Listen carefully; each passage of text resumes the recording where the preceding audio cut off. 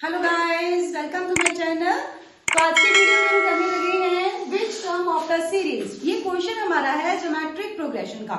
Geometric progression का जो topic है हमने लास्ट वीडियो में किया था, उसमें मैंने बताया था ज्योमेट्रिक प्रोग्रेशन में एक कॉमन रेशियो ली जाती है। ए हमें फर्स्ट टर्म गिवन होती है और लास्ट टर्म है।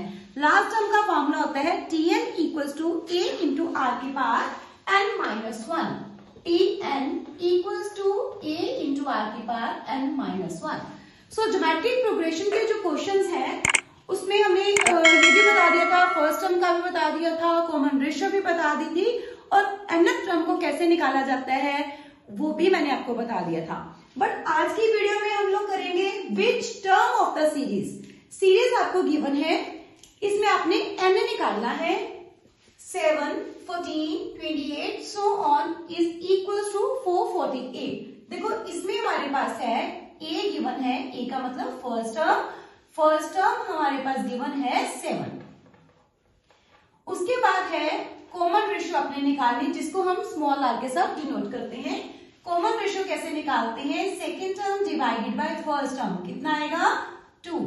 अब हम क्या करेंगे, थर्ड टर्म को भी सेकेंड टर्म से डिवाइड करते हैं। अगर वो नंबर सेकेंड टर्म को फर्स्ट टर्म के साथ डिवाइड करने पर सेम आता है तो उसको बोला जाता है कॉमन रेशियो।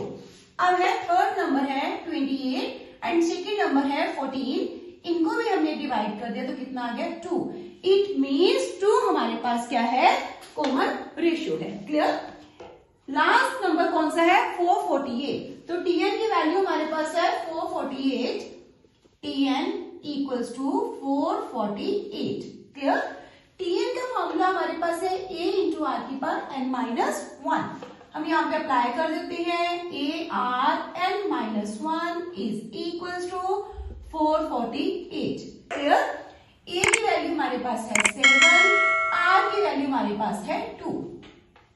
तो ये मेरे पास क्या आ जाएगा, 7 मल्टीप्लाई 2 की power n-1 is equals to 448। Clear? अब क्या है, 2 की power n-1 is equals to 448। ये जो लेफ्ट साइड पर 7 है वो राइट साइड पर जाके डिवाइड हो जाएगा, तो आफ्टर डिवीजन हमारे पास कितना आ जाएगा, 64। क्लियर? तो यहां पर क्या बन गया मेरे पास, 2 की पावर n-1 इक्वल्स टू 64।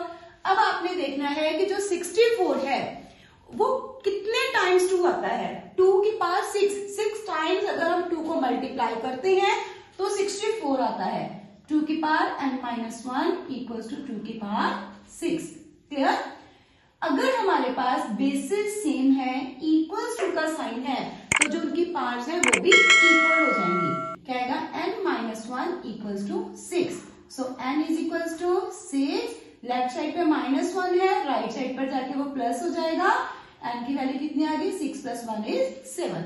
सो इस वे के साथ हम जो है टर्म को सीरीज में से निकाल सकते हैं कि n की वैल्यू क्या है।